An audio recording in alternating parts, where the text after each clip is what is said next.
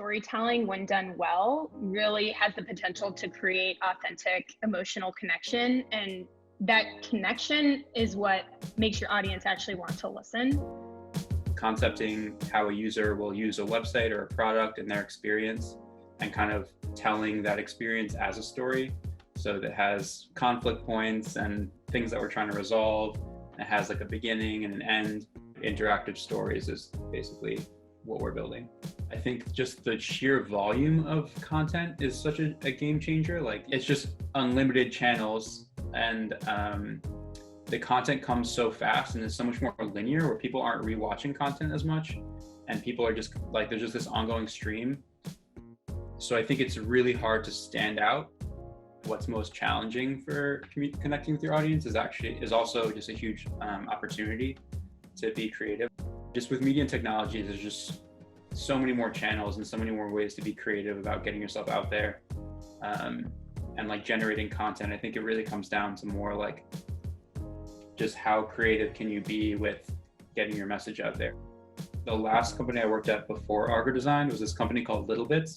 I was a mission-driven startup that was really focused on like democratizing invention. So it was really kind of meant for kids to like get hands-on with technology and like build their own technology. We were working on how to distill and communicate the kind of design process for kids. And so we had this little like diagram on all the packaging that was just create, play, remix, share. That's kind of a way that you can boil like the design process down for everybody. Is just like, make something, use it, remix it, and then like tell people what you did.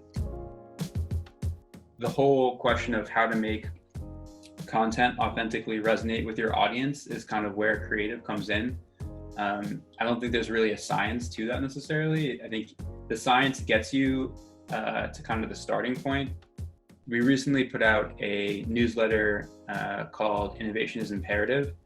And the idea was really just like, during this time of COVID and so much uncertainty, that like these are the times in which you have to really be creative and focus on innovation to either stay relevant or just continue to survive and thrive. We kind of took a really wild, more illustrative, kind of like visually rich, almost like punk rock approach to telling this story visually, with like collage and illustration and different colors and like type styles and stuff.